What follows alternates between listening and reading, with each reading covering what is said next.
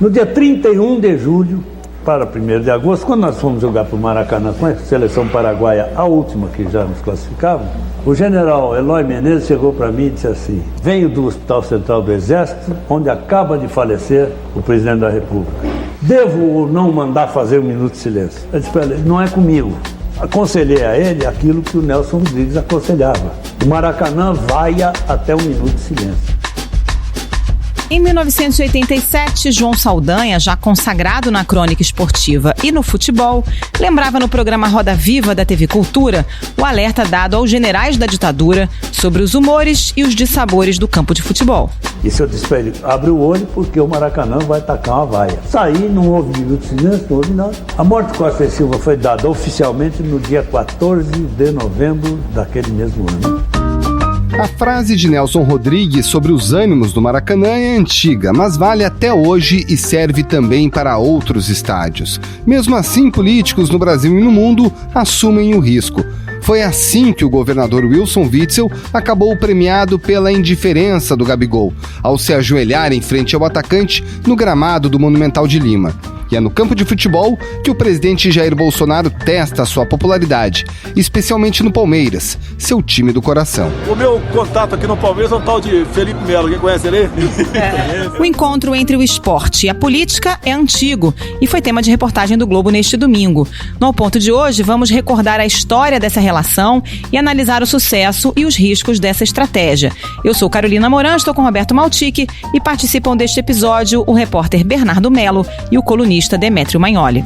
O Ao Ponto é o podcast diário do Globo. Está disponível no site do jornal, no Spotify, no iTunes e nas demais plataformas de áudio. Fique com a gente. Bernardo Melo, ao longo da história a gente já teve vários políticos tentando pegar uma carona na popularidade do futebol. E o presidente Jair Bolsonaro não é diferente, né? O presidente Bolsonaro, desde o começo do mandato, ele tem aparecido de forma recorrente em jogos, né, em estádios de futebol, e também tem vestido camisas de clubes brasileiros. É uma conduta que vem marcando um pouco esse mandato do presidente Bolsonaro. Ele já apareceu em jogos do Flamengo, do Santos, só para citar alguns exemplos de clubes grandes. E ele tem uma atuação, né, uma vida muito ligada ao Palmeiras, que é o clube original dele, né, se a gente pode dizer assim, o clube do coração. A maior alegria que eu tenho é ser bem tratado. Graças a Deus, sou muito bem tratado. Raramente tem uma manifestação contrária. O senhor acabou de falar, o senhor é bem tratado a maioria dos lugares que o senhor vai. Mas nunca escapa de tomar uma vaia. Isso acontece, né, presidente?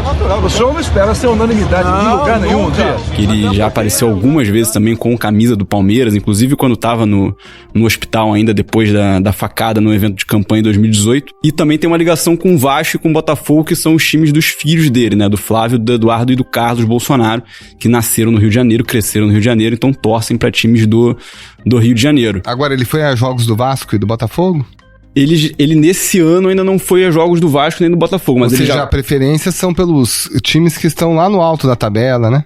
Por enquanto ele tem se aproximado mais desses times, né? Inclusive o presidente até chegou a declarar que iria à final da Libertadores, né? Pra assistir o Flamengo, o que é curioso porque é um rival do Vasco e do Botafogo, que são os times... Rival do Vasco e do Botafogo, ele já falou que o Renan, o mais novo, é tricolor, ou seja, não tem ninguém flamenguista na família, tirando a Michele, que é a primeira dama, que é flamenguista, mas dos filhos ninguém é flamenguista, mas ele se aproximou do Flamengo. Falando em Flamengo, houve até disputa antes do jogo de sábado. Pois é, né? O presidente ele falou no fim de outubro que ele iria à final da Libertadores para assistir o jogo do Flamengo.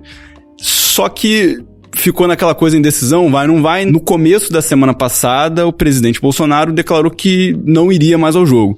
E curiosamente, alguns dias depois ali, na mesma semana, né? O governador do Rio, Wilson Witzel, hoje desafeto do Bolsonaro, anunciou que iria ao jogo, iria também o presidente da Assembleia Legislativa do Rio, André Siciliano, enfim, toda a cúpula política do Rio de Janeiro iria a Lima para assistir a partida do Flamengo. Wilson Witzel assinou a transferência do poder ao desembargador Cláudio de Melo Tavares, o vice-governador Cláudio Castro e o presidente da Alerj, o deputado André Siciliano, que seguem a linha sucessória do governo, também viajaram para o jogo. Ia ser curioso, né? Ver o Bolsonaro e o Witzel ali brigados atualmente, dividirem talvez um camarote no estádio Monumental de Lima. Pena que não aconteceu. Que também não é flamenguista. O Witzel declarou na campanha do ano passado que ele era corintiano. Pois ele é nascido em São Paulo, né? O governador Wilson Witzel. Mas tem também aparecido várias vezes nesse ano de 2019 em estádios, no Maracanã, com a camisa do Flamengo. Não foi só uma vez que ele foi ver jogos do Flamengo. Então, parece que ele se converteu aí também ao flamenguismo. Pois é, o governador aderiu e acabou se frustrando no gramado do Monumental de Lima. O Gabigol deixou o governador no vácuo, né? Naquela tentativa de criar uma imagem bonita, ajoelhar na frente do herói do título da Libertadores.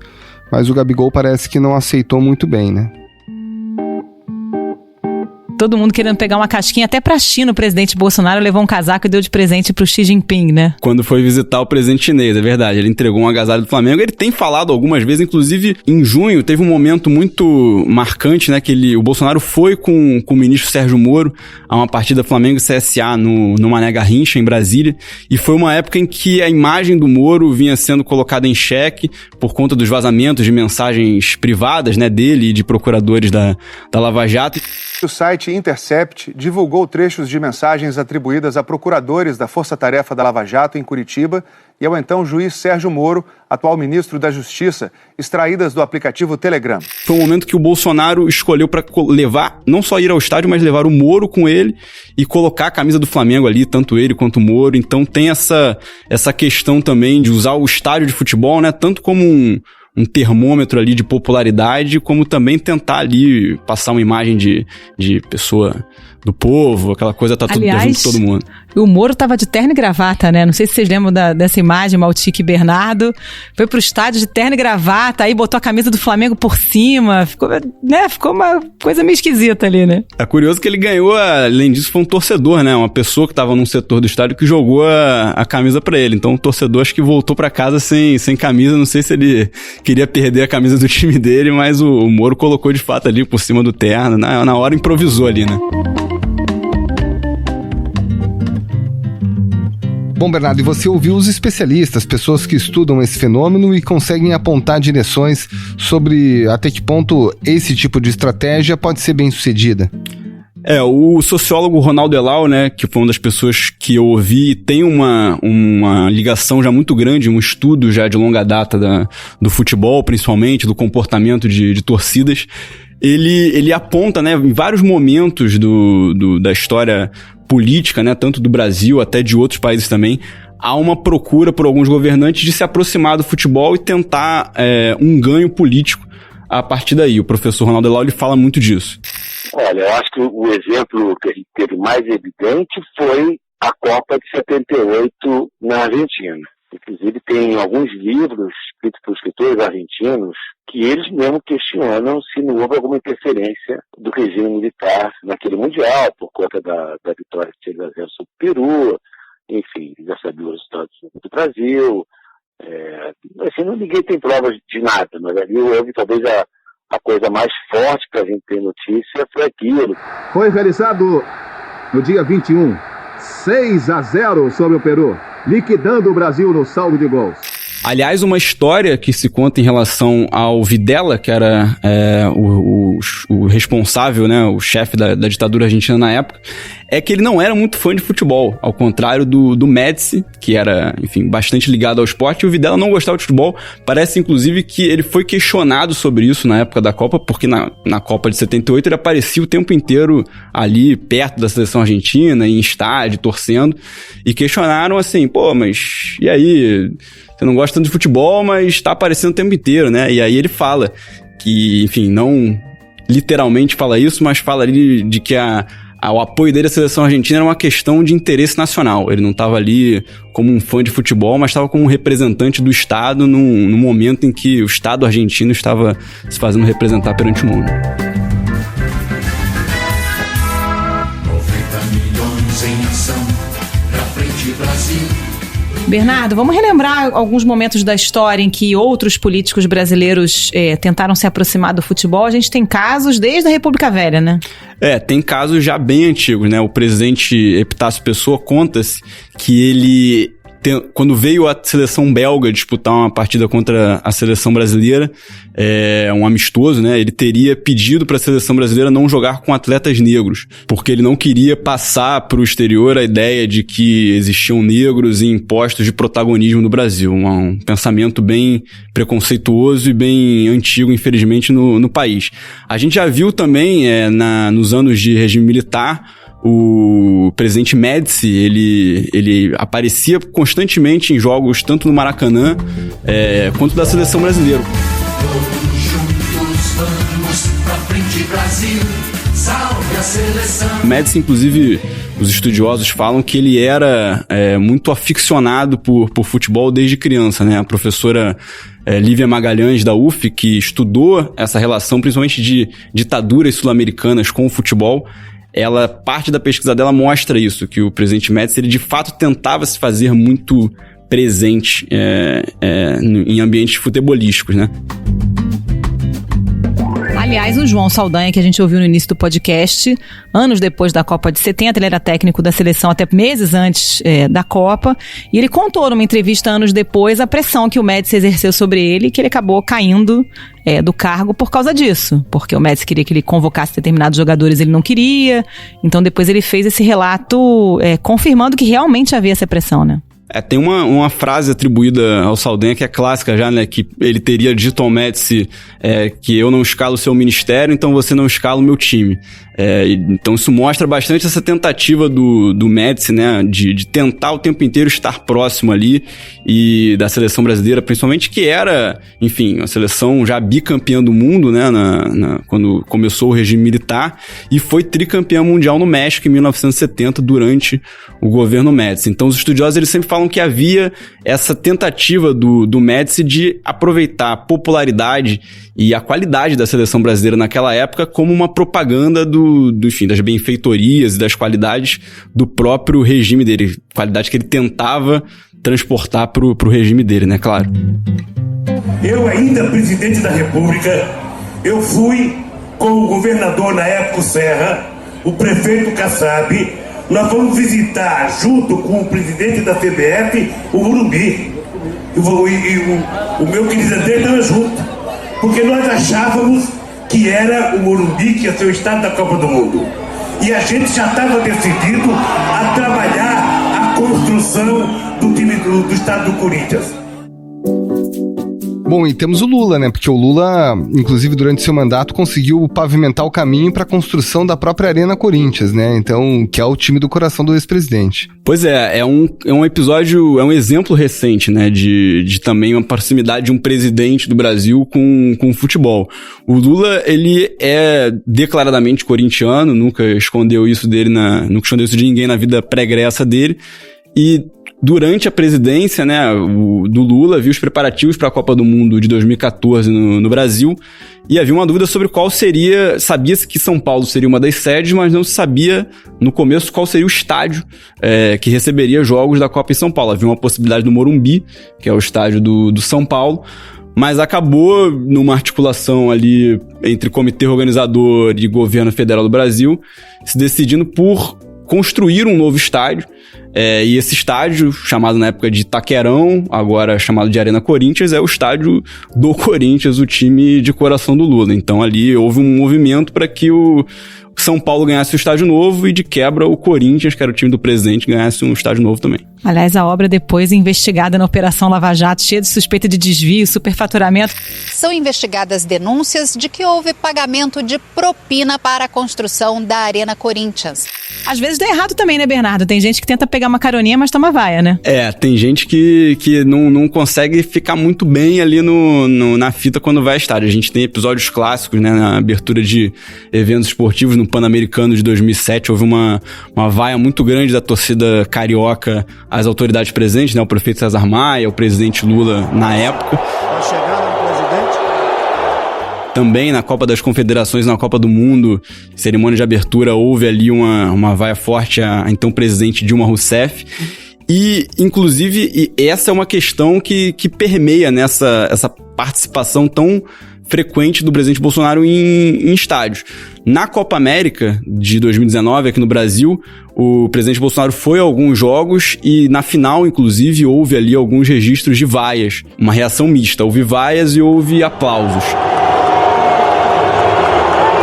Também, recentemente, o presidente Bolsonaro foi a um jogo Santos e São Paulo, na Vila Belmiro, em Santos, e as torcidas organizadas do Santos assinaram uma carta, um manifesto, contra a presença dele no estádio, contra a presença do palmeirense Bolsonaro em um jogo do Santos e do São Paulo. Então, também não houve uma vaia, aquela vaia unânime no estádio, mas há ali algumas situações em que, de fato, o tiro pode sair pela culatra, nessa tentativa de aparecer no estádio para bombar a popularidade, pode acabar sendo prejudicial. Bernardo Melo, muito obrigado, um abraço. Valeu, gente, obrigado. Valeu, Bernardo. Domingo, eu vou ao Maracanã, vou torcer pro time que sou fã. Demetrio Magnoli, a apropriação do futebol, do esporte pela política não é de hoje, vem de muito tempo, de antes da ditadura, de fora do Brasil e continua. Continua com Lula e continua com Bolsonaro. Efetivamente, o que os políticos esperam dessa apropriação do esporte? O que os políticos querem é se vestir com o manto da unidade. O esporte, a ideia de que a seleção brasileira é a pátria de chuteiras, ele serve para representar a unidade da nação. O mito da unidade da nação, de que somos todos um só, acima das diferenças políticas, culturais, religiosas, particulares, esse mito é muito importante para políticos populistas ou autoritários. Então a ideia de que ele pode deixar de ser visto como o líder de um partido, o líder de uma corrente política, e passar a ser visto como a personificação da unidade da nação, é isso que faz com que esses líderes procurem utilizar o esporte, sequestrar o esporte, sequestrar a bandeira nacional da seleção para se vestir com ela. Essa tentativa de pegar carona na popularidade do futebol, de fato rende dividendos políticos? Isso depende. Quando se fala de regimes fechados, autoritários ou totalitários que controlam as comunicações, que controlam o debate público, que controlam a imprensa, isso funciona. Se a gente lembrar da Copa da Argentina em 82, quando a ditadura militar argentina se utilizou da Copa para conseguir mais um fôlego político, ela se encontrava em crise na época, ou quando a gente se lembra de Médici, da ditadura militar brasileira, se apropriando da seleção brasileira tricampeã em 1970 no México, como se fossem os patronos da seleção. Isso funcionava também quando Hitler, em 1936, promoveu as Olimpíadas de Berlim como meio de afirmação do projeto nazista. Mas não foi só na área esportiva que as Olimpíadas renderam. A comunidade internacional apoiou tanto a Alemanha que Hitler se sentiu forte o suficiente para usar algo arriscado politicamente. 3 semanas depois do fim dos Jogos, Hitler ordenou a reocupação militar da Renânia, território alemão, algo que depois da Primeira Guerra tinha sido proibido pelo Tratado de Versalhes. Isso funcionou com os chineses na Olimpíada de Pequim, quando eles tentaram mostrar a Olimpíada como um espelho de uma nova China, aberta para o mundo, desenvolvida, moderna. Mas isso não funciona em sociedades abertas. Nas sociedades abertas, onde o debate público é livre, o público logo percebe que os políticos estão se apropriando de algo que não é deles. Estão manobrando os sentimentos gerais para seu próprio benefício. Então isso depende das circunstâncias. A gente acaba vendo esse movimento mais em países como o Brasil, a gente vê com líderes com uma característica mais populista, como é o caso do próprio Lula, do Bolsonaro, do Trump.